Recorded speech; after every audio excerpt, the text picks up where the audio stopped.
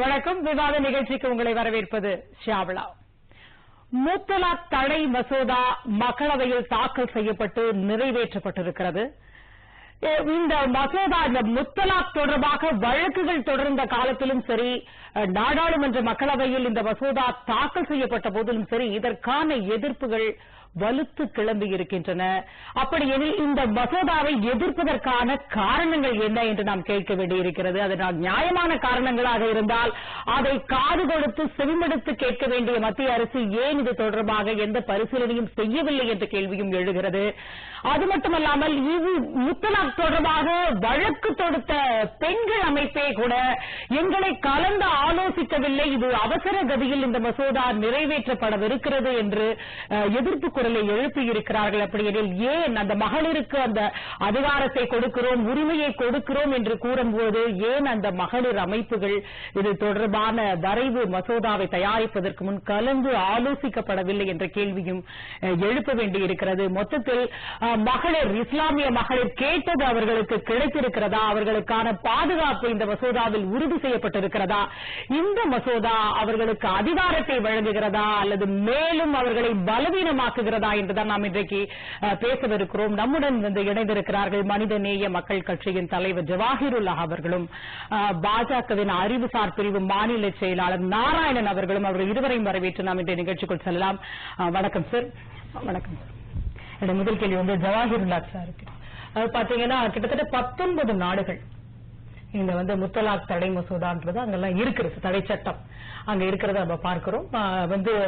எல்லா அரபு நாடுகள் உள்ளிட்ட பல இஸ்லாமிய நாடுகள்ல இந்த மசோதா இந்த முத்தலாக் தடை செய்யப்பட்டிருக்கிறது.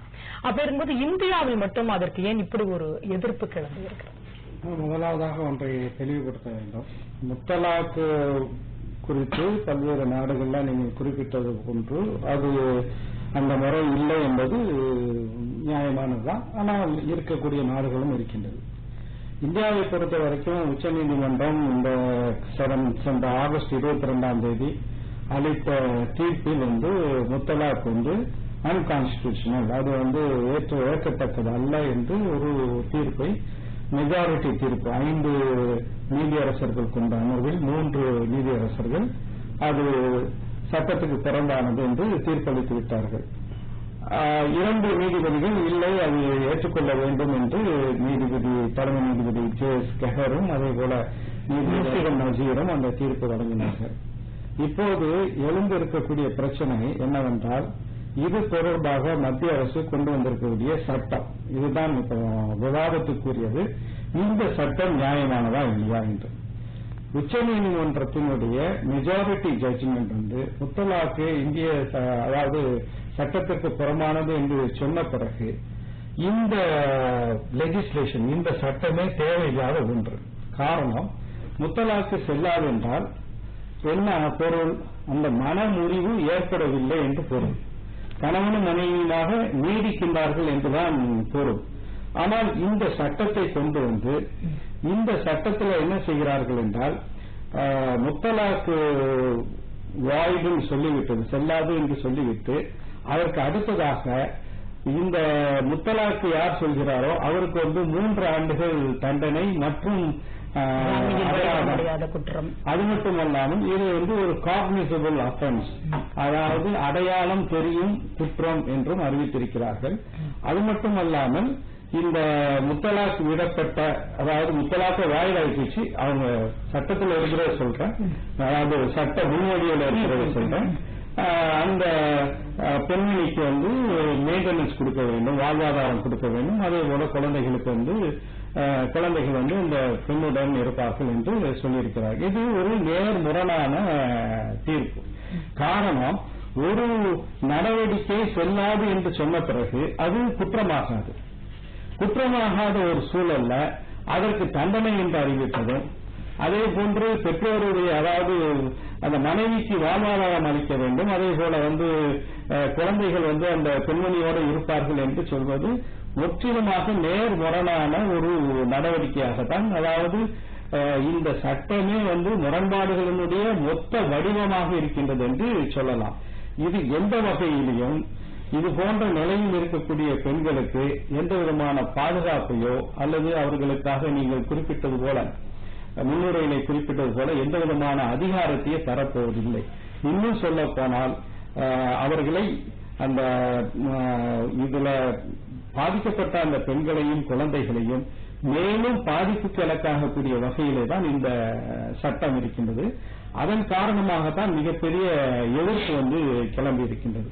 அது மட்டுமல்ல, கேட்கறது சட்டமே வேண்டாம் அப்படின்ற நிலையில இருக்கீங்களா, இல்ல அந்த சட்டத்துல மாற்றங்களை கொண்டு வரணும் அப்படின்னு நீங்க நினைக்கிறீங்களா? உச்ச நீதிமன்றம் ஒரு இந்த சட்டத்தை இன்வாலிட் என்று சொன்ன பிறகு உச்ச நீதிமன்றம் பரவலாக என்ன சொல்கிறார்கள் என்றால், உச்ச நீதிமன்றமே இது போன்ற ஒரு சட்டத்தை நாடாளுமன்றம் ஏற்ற வேண்டும் என்று பொது விவாதத்தில் சிலர் சொல்கிறார்கள். உண்மையிலேயே இந்த மெஜாரிட்டி ஜட்ஜ்மெண்ட்ல, அதாவது நீதிபதி ரோஹின்டன் நரிமன், அதேபோல நீதிபதி யூ லலித், அதே போல நீதியரசர் ஜோசப் குரியன் எங்கேயுமே இது தொடர்பாக மத்திய அரசு ஒரு சட்டத்தை ஏற்ற வேண்டும் என்று சொல்லவில்லை. சட்டத்தை ஏற்ற வேண்டும் என்று சொன்னவர்கள் அந்த மற்ற 2 நீதிபதிகள் இருக்காரு பாருங்க, ஜஸ்டிஸ் சேகரும் ஜஸ்டிஸ் நசீரும் தான் அதை குறிப்பிட்டிருக்கிறார்கள். இரண்டாவதாக இதை நாங்கள் எதிர்ப்பதற்கு மிக முக்கியமான காரணம் இதில் பயன்படுத்தியிருக்கக்கூடிய பதங்கள். அதாவது இந்த சட்டத்தினுடைய 2B என்ன சொல்கின்றது என்றால், தலாக்கே பிதர், அதாவது முத்தலாக், அதை தடை செய்கிறோம் அல்லது அது போன்ற தலாக்கையும் தடை செய்கிறோம் என்று 2வது பிரிவில் சொல்கிறது. 3வது பிரிவில் வார்த்தை வெறும் தலாக்கு என்கின்ற வார்த்தை மட்டுமே பயன்படுத்தப்பட்டிருக்கிறது. அப்ப இதுல ஒரு உள்நோக்கம் இந்த மாற்றிய பிஜேபி அரசுக்கு இருக்கின்றது என்பது எங்களுடைய குற்றச்சாட்டு. ஒட்டுமொத்தமாக முஸ்லிம்களுடைய தலாக்கு முறையே இருக்கக்கூடாது என்பதற்காக வேண்டிதான் இந்த சட்டம் கொண்டு வரப்பட்டிருக்கு. நன்றாக தெரிய வேண்டும், உச்சநீதிமன்றத்தினுடைய அந்த 3 நீதிபதிகள் முத்தலாக்கை மட்டும்தான் தடை செய்தார்களே தவிர தலாக்கினுடைய மற்ற வடிவங்கள், தலாக்கே பாயின், தலாக்கே அஹ்சன், தலாக்கே ஹசன், இது போன்ற இன்றைக்கு அளவும் கூட உச்சநீதிமன்றத்தால் தடை செய்யப்படாத நியாயமான மனவிலக்கு, இஸ்லாமிய மனவிலக்கு முறையை அவர்கள் தடை செய்யவில்லை. இதுல நான் உள்நோக்கம் என்று சொல்வதற்கு காரணம், பாஜகவினுடைய நோக்கமே, அவர்களுடைய செயல் திட்டமே பொது சிவில் சட்டத்தை அமல்படுத்துவது. இதை உச்சநீதிமன்றத்தில் இந்த முத்தலாக்கு விவாதம் நடைபெற்ற போது, வழக்கு நடைபெற்ற போது, விசாரணையின் போது அட்வொகேட் ஜெனரல், மத்திய அரசாங்கத்தினுடைய தலைமை வழக்கறிஞர் என்ன குறிப்பிட்டார் என்பதை இந்த ஜட்ஜ்மெண்ட்ல 77வது பேரால தெளிவாக குறிப்பிட்டிருக்கிறார்கள். அப்ப அவர் குறிப்பிடுகிறார், தலைமை வழக்கறிஞர் என்ன சொல்கிறார் என்றால், முத்தலாக்கு மட்டுமல்லாமல் மற்ற தலாக்கு முறைகளையும் தடை செய்ய வேண்டும் என்று சொல்கிறார்.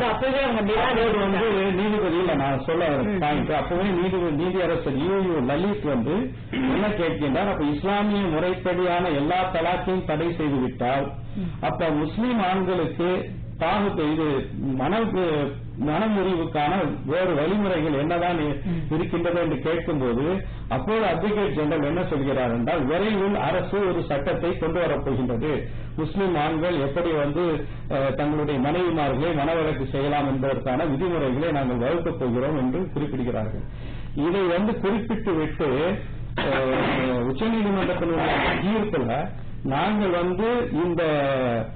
இந்த விவாதத்தை, அதாவது அட்வொகேட் ஜெனரலுக்கும் நீதியரசர்களுக்கும் இடையில நடைபெற்ற இந்த விவாதத்தை ஏன் குறிப்பிடுகின்றோம் என்றால், நோக்கம் இந்த முத்தலாக்கை தாண்டி போகக்கூடிய ஒன்றாக இருக்கின்றது என்று குறிப்பிடுகிறார்கள். எனவே இந்த முத்தலாக் என்ற பெயரில் சாதாரண இஸ்லாமிய ஷரியத்தினுடைய அடிப்படையில் மனமுறிவு ஏற்படக்கூடாது என்கின்ற ஒரு உள்நோக்கம் தெளிவாக இந்த சட்டத்தில் இருக்கின்றது.